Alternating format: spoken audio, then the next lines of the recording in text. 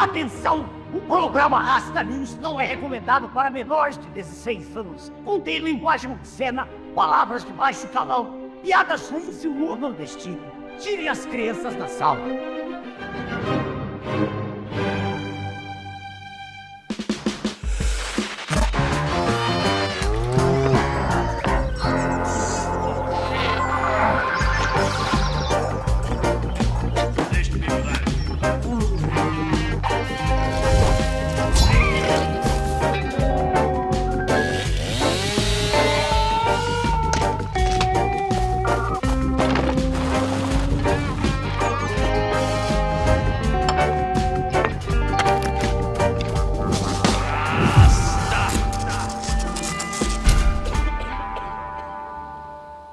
Boa noite, embaixadores. Boa noite, Rasta e Rastas. Sejam bem-vindos a mais um Rasta News, o seu jornal semanal isento de notícias. Uma nova coisa, um novo mundo ou apenas a bigodagem de sempre? No Rasta News de hoje, falaremos sobre a encíclica que veio guiar a humanidade em uma época marcada pela inteligência artificial e pela burrice natural. No Rasta News de hoje, Magnifica Humanitas. O mundo contemporâneo é um mundo com excesso de julgamentos e falta de vergonha na cara. Desprovido de noções razoáveis que lhe deem ancoragem na realidade, o homem pateia como um cão cego e sarnento, guiado apenas pelos sentidos que lhe restam e movido por uma coceira existencial que muda de conversa a cada coçadinha. Com as novas tecnologias, o homem do novo tipo possui um canhão que lhe amplia o acesso à informação, à mesma medida que o torna substituível em um mercado de trabalho do qual ele cada vez menos quer participar, mas sem o qual a sua vida não pode manter-se, material ou simbolicamente. Desempenhando seu papel de guardiã do bom senso da humanidade, a Santa Igreja se pronuncia através do Sumo Pontífice para relembrar ao homem aquilo que ele já cansou tanto de escutar, mas que nunca sequer deu ouvidos. É nesse espírito pastoral que o Papa vem tentar dar respostas aos desafios deste novo século. Em 1891, o Papa Rochedo Leão XIII publicou a Rerum Novarum, onde lidou com as questões do trabalho e do capital em um mundo que estava sendo transformado pela Revolução Industrial. Nessa encíclica, as visões ideológicas, tanto do liberalismo quanto do materialismo histórico, são condenadas por tratarem de um homem fictício, amputado de sua dignidade ontológica, sua causa final e sua natureza caída. Ainda hoje, nós somos pautados por conceitos expostos por Leão XIII, embora muitas vezes destacados e separados venenosamente do seu contexto completo. A real é que tudo que a Igreja declara em termos de sociedade deve partir das seguintes obviedades extraordinárias, as quais o mundo insiste em dar de ombros. A criação é boa enquanto criação. O mal não é uma substância, mas uma falta. O homem é uma substância individual de natureza racional, em uma unidade de corpo e alma. A sua vontade aponta para um fim último. A sua natureza é ferida pela queda. O trabalho faz parte da sua constituição mesmo antes da queda, quando lhe foi dado um jardim para cuidar e amar. E o descanso é uma forma de participar na contemplação que o assemelha a seu Criador. Sem isso, sem essas obviedades, qualquer tentativa, qualquer esboço de solução para os problemas do homem, mesmo quando roube palavras que soem cristãs, termina sempre em desgraça, controle social, tirania e banqueiro corno queimando o pecúlio das nações em show do Coldplay. Leão XIV reflete sobre os desafios que a nova revolução industrial, da robótica e da inteligência artificial nos impõe enquanto humanidade. E para isso ele escolhe duas imagens simbólicas da Bíblia.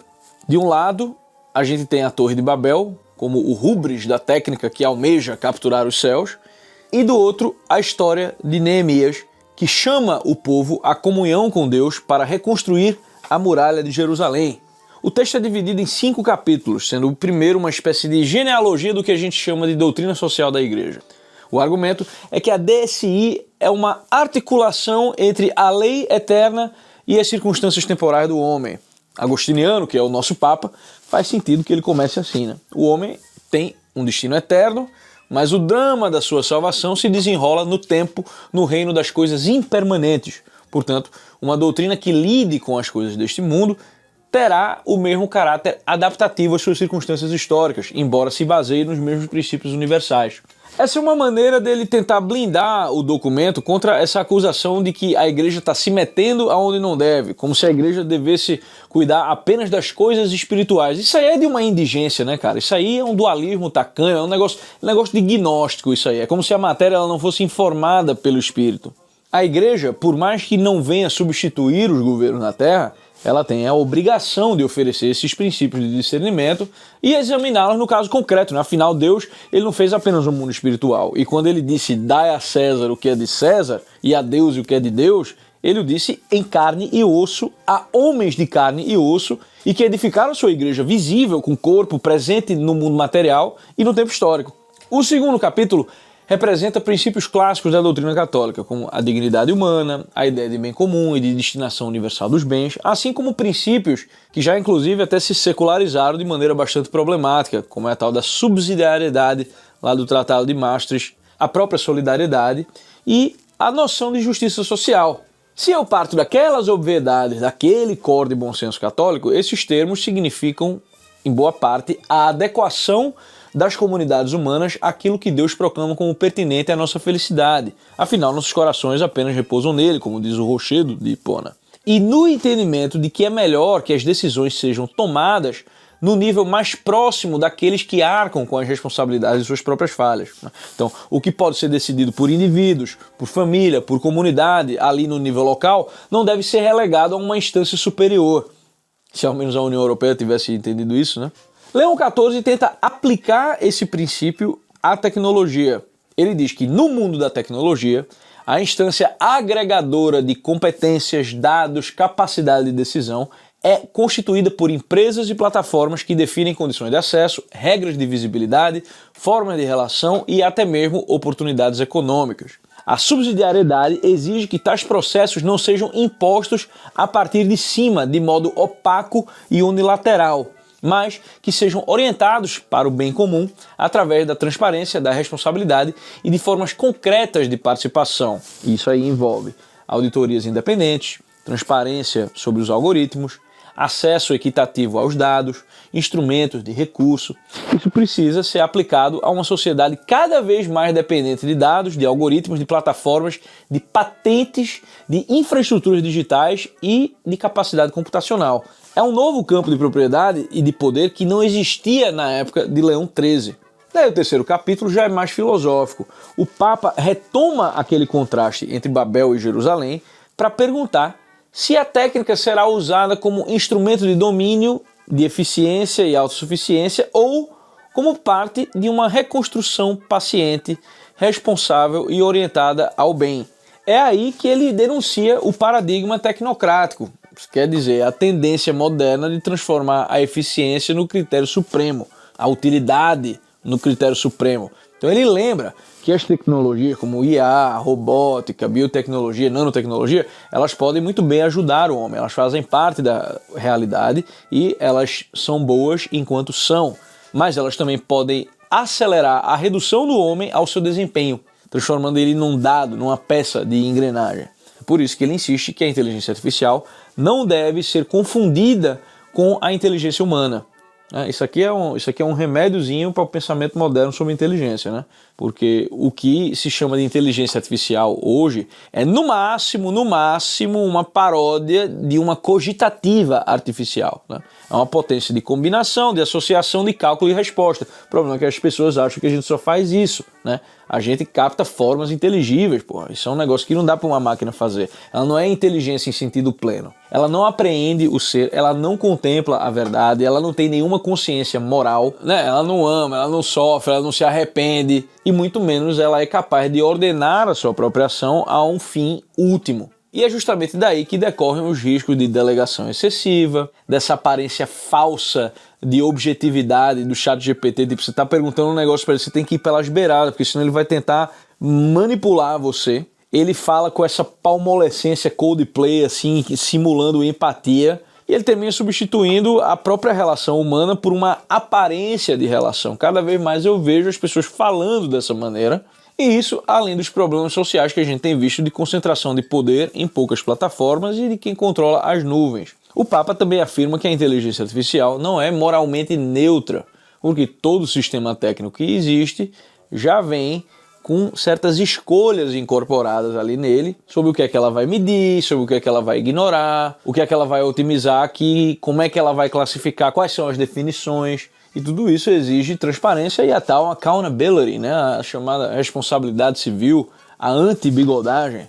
E ali em seguida o texto aprofunda a crítica a outro problema do nosso tempo, que é o transhumanismo e o pós-humanismo, né? Que são correntes que imaginam a superação do humano pela técnica, é a pura gnose, né? E aí eles tentam tratar os limites e a fragilidade humana, a velhice, por exemplo, como se elas fossem defeitos a corrigir, quando, para a fé cristã, esses aspectos constituintes da realidade, eles são justamente aonde nós florescemos. Nós somos criaturas cujos amores são amores de pessoas que morrem e que têm a esperança numa vida eterna que não é no tempo. Essa imortalidadezinha de vampirozinho brilhante que fica chupando o pescocinho de rapariga branquela do passaporte italiano, isso aí não é imortalidade porríssima nenhuma. E muito menos fazer uma máquina que escolhe parecido com você. A nuclearidade do ser humano é contingente e a sua realização também. Então o Papa vem jogar um balde de água fria nessa fantasia gnóstica de uma salvação técnica. O verdadeiro mais que humano proposto pela encíclica é a elevação do homem pela graça de Deus em Cristo, que planifica a humanidade na eternidade. Essa é a única forma verdadeira de transcendência. O resto vocês vão ficar que nem Bilbo, espalhando manteiga por um tempo, se é você mesmo que vai vivendo, ou então você vai criar um robô que repete os seus vícios. Que merda, hein? Dessa forma, o humanismo cristão entende que a ciência e a técnica são bens, mas que eles devem estar sempre subordinados à dignidade da pessoa humana. E aí o Papa evoca essa imagem agostiniana das duas cidades. Então a escolha decisiva na era da inteligência artificial continua sendo o amor próprio até o desprezo de Deus, que é a história de Babel, e o amor de Deus até o desprezo de si, que reconstrói a Jerusalém. Bom, capítulo 4. O capítulo 4 tenta aplicar a crítica à inteligência artificial em 3 frentes concretas, né? A verdade, o trabalho e a liberdade. E mostra que a revolução digital muda os nossos gostos cotidianos, muda as nossas relações sociais, muda também as formas de poder. E aí, no campo da verdade, o texto denuncia que as plataformas da inteligência artificial embaralham as opiniões e os fatos e ampliam a desinformação, moldando aí o imaginário das pessoas e podendo transformar a percepção pública de realidade numa mercadoria administrativa a ser disposta por quem controla a visibilidade do algoritmo e os meios de comunicação. Já no campo da educação, o Papa defende uma espécie de ecologia de comunicação, né? Uma aliança entre as famílias, entre as escolas, entre a política e as instituições para ensinar sobre sobriedade digital, jejum de IA, atenção, leitura, silêncio, interessante até, né? Proteção das crianças contra pornografia, exploração, né? Já no campo do trabalho, o Papa reafirma a doutrina católica clássica de que o trabalho é um lugar de maturidade, é um lugar que aponta para a sua vocação, de onde vem o sustento familiar e a participação do homem na criação, né? E o Papa adverte que a automação pode destruir empregos, ela pode desqualificar trabalhadores, ela pode submetê-los à vigilância, né, da produtividade e terminar criando uma massa de excluídos no mundo das máquinas. Para mim, a parte mais problemática do texto é quando chega na parte econômica, né? O campo econômico, ele mistura umas críticas que são legítimas, né? À financiarização, à concentração de poder tecnológico, essa substituição do trabalho por capital, só que ele faz isso com uma linguagem que pode facilmente escorregar ali para a bigodagem TL, né? Estado presente, redistribuições progressivas, fiscalidade, políticas industriais, crítica à tal mão invisível do mercado. Então tem uma suspeita geral contra a liberdade econômica. Claro que tudo isso pode ser lido catolicamente, desde que subordinado aos princípios lá de cima. Mas isso pode virar também, nas mãos de um burocrata, a velha fantasia de que a política iluminada vai corrigir a realidade melhor do que famílias, comunidades, empresas, né, as associações livres e os corpos intermediários. Normalmente, quando as pessoas leem qualquer coisa católica, elas pegam aquilo que elas gostam e elas rejeitam aquilo que isso aqui, né? Então tem que tomar cuidado com isso daí. Para mim, a melhor parte do capítulo está na defesa da família como a primeira sociedade natural, fundada na união entre homem e mulher, e na denúncia das novas formas de servidão digital, né, que é a dependência econômica, da atenção, controle social por dados, trabalhadores invisíveis que ficam ali treinando modelos, extração brutal de minerais, tráfico humano facilitado por plataforma e um verdadeiro colonialismo de dados, né? Então tudo isso é interessante. Só que o mesmo trecho dá uma esquerdada histórica quando comprime 18 séculos de relação da igreja com a história, principalmente na questão da escravidão, em um parágrafo, né? Aquele parágrafo ali, ele parece um relatório de comissão internacional, né? Pedindo perdão em nome da igreja, desculpa por ser homem, né? E quase sugerindo que ela só descobriu no século XIX que escravizar a gente era incompatível com a dignidade humana. A igreja sempre teve os princípios ali para condenar a escravidão. Ela condenou práticas concretas em vários momentos, inclusive. Mas ela também teve que tolerar e regular, né, no momento em que isso fazia sentido dentro dos interesses dos grandes impérios. Né? O que não prova que a igreja é falsa, mas que o pecado original também habita lá dentro. Né?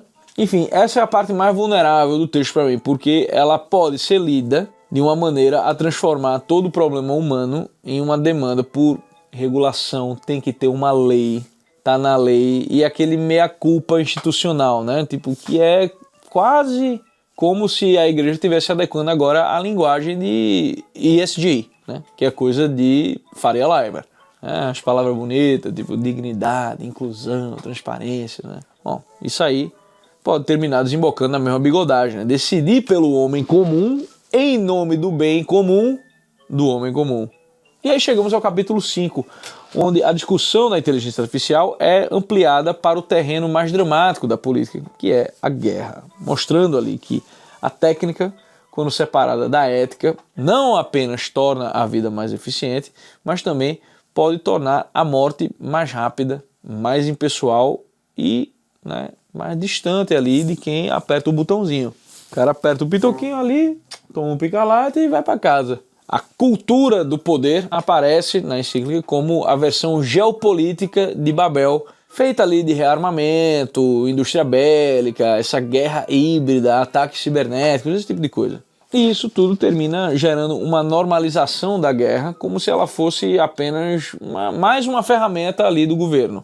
A encíclica contrapõe a isso a tal civilização do amor, que é uma expressão de Paulo VI, entendida como uma tentativa de traduzir a caridade em justiça, aplicar os princípios cristãos à diplomacia. A parte mais forte desse capítulo, no que diz respeito ao uso do poder, é a recusa de entregar decisões letais à inteligência artificial. Que nenhuma máquina vai fazer um juízo moral, né? Nenhuma máquina vai reconhecer ali a culpa e pedir perdão diante de Deus, né? E o Papa também dá ali uma criticada essa ideia falsa, né? Esse falso realismo político, né? Que qualquer busca de paz, né? De maturidade, de diálogo, tipo, isso aí você é muito ingênuo, né? Então você tem que se resignar à brutalidade do mundo. O mundo é assim, pá. Isso aí não é realismo nenhum, né? Agora, essa parte também tem os seus problemas, né? Que tem uma confiança quase que litúrgica ali na ONU, né? A tal diplomacia internacional, essas regras globais comuns, né? Como se essas mesmas instituições que servem justamente de teatro para as grandes potências fossem, sei lá, naturalmente o caminho para essa tal civilização do amor. Novamente, catolicamente, você pode ler isso aí como um apelo a uma ordem internacional justa, mas isso aí também vira a governança planetária facilmente. E aí tem um momento muito bonito, né? Foi um momento que ficou famoso aí, né? Que chegou a mim, que foi quando o Papa citou o Tolkien. Ali no parágrafo 213, é uma fala do Gandalf, né? Não nos compete dominar todas as marés do mundo, mas fazer o possível nos anos que nos foram dados, arrancando o mal nos campos que conhecemos, para deixar terra limpa aos que virão depois. Aí a sabedoria de Gandalf, né, meu irmão? Aí realmente coloca o drama na escala correta, né? Tem uma fidelidade concreta ali num pedaço de muralha que cabe a cada um de nós reconstruir. E essa conclusão retoma a imagem de Neemias e a eleva cristologicamente, dizendo que o critério final para julgar a era digital precisa ser o verbo feito carne, a Eucaristia que une os membros de Cristo. E o Magnificat, onde Nossa Senhora ensina a olhar a história de baixo, a partir dos humildes. Será que a encíclica de Leão XIV trará o mundo para mais perto da igreja? Ou será que suas palavras serão usadas para justificar cada vez mais a bigodagem? E antes de falar em bigodagem, eu queria convidar vocês a assinarem a ABP para assistir um documentário muito especial que é A Vida dos Santos, Muitas vezes a gente quer entender sobre determinadas virtudes, a gente quer entender sobre determinadas lutas que o ser humano pode passar, concreto. Nesse episódio a gente viu justamente como é problemática essa transição do concreto para o universal. A Bíblia pede para nós coisas universais e nós vivemos no caso concreto, histórico. E a vida dos santos é uma maneira muito boa da gente ver alguém um pouco mais pertinho da gente, assim, e ver como os dramas específicos daquela pessoa levaram e foram usados por Deus para trazê-la de volta a Ele. Então assina a EBP, tá no QR Code aqui, e assista A Vida dos Santos, vale muito a pena. E falando em bigodagem, é hora do nosso Troféu Bigodagem. E o Troféu Bigodagem de hoje vai para Palantir. Se o Papa Leão XIV, em sua encíclica, citou a grande lição de humildade de Gandalf perante as ambições de poder, um grupo de bilionários do Vale do Silício teve a brilhante ideia de dar à sua empresa o nome de uma das ferramentas utilizadas por Saruman.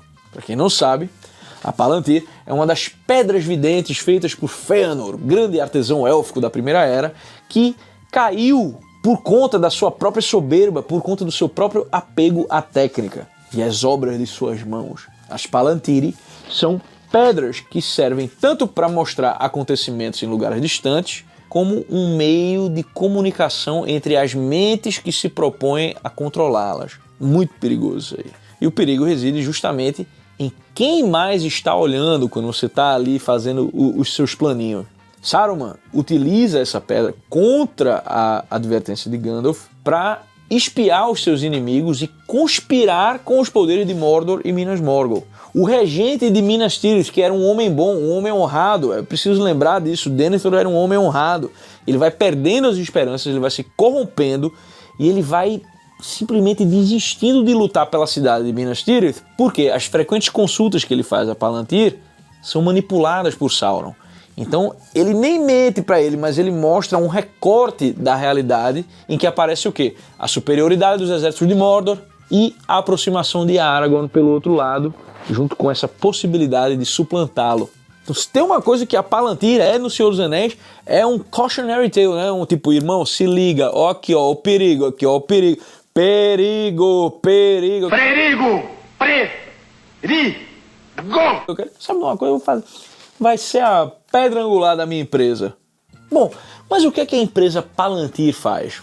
Oficialmente, ela fornece plataformas de dados, operações e infraestrutura de inteligência artificial para organizações públicas e privadas. A própria empresa diz que o software deles ajuda os seus clientes a controlar os seus dados, né? A integrá-los, analisá-los, traduzi-los em decisões e fluxos de ação. Em termos menos corporativos, ela basicamente pega bases de dados que antes estavam separadas, sai cruzando tudo. Ela vai organizando os padrões, vai sugerindo as relações, produzindo um alerta aqui, outro ali, e vai entregando a quem manda uma imagem acionável da realidade. Pior que tem uma galera de direita aí que se amarra na Palantir, né? O pessoal dessa tech direita americana. Ela se vende como uma empresa patriótica, né? Pró-ocidente, anti-establishment, né? Defensora da sua privacidade. Só que a trajetória dela está muito ligada ao coração do aparato de vigilância americano, né, meu irmão?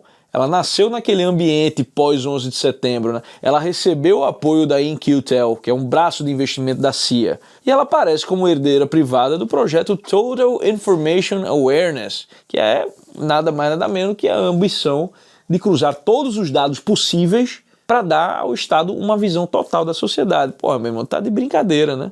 O seu sistema Gotham teria operado sobre dados da X-Keyscore da NSA, revelado por Snowden. E a empresa também teve umas iniciativas contra ali o Verdevaldo, né? O que mostra que ela é uma companhia que não limita o estado de segurança apenas. Mas ela vai tornando ele mais eficiente, vai vendendo software para inteligência de imigração, a defesa, policiamento, enquanto ela diz, não, estou só organizando dados. Beleza. E você não tem acesso nenhum a esses dados. Há quem diga também que Alex Karp, Joe Lonsdale e outros executivos são muito dados a confundir os interesses americanos com interesses israelenses. Eles tratam os críticos de Israel como uma ameaça interna, enquanto a Palantir fornece ferramentas usadas em Gaza e vai se aproximando de uma rede maior de Big Tech, né?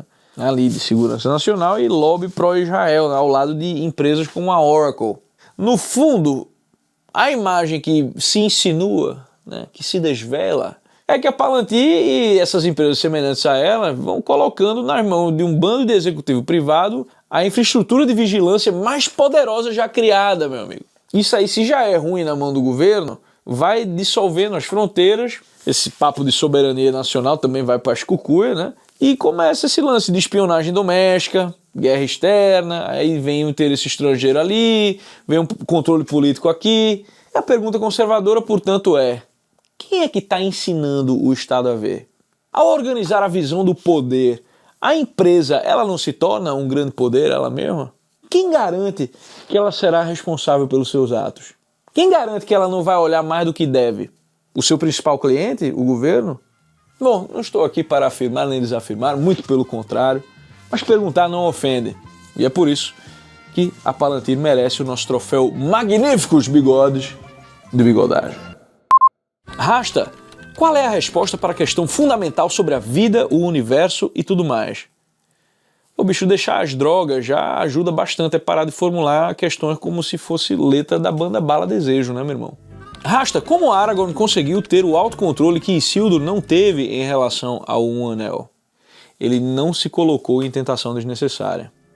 Viu o Jones Manuel perguntando para o partido como é que fica a renda dele, a renda da sua família, a renda do seu canal? Precisamos falar sobre o comunista pobre de direita.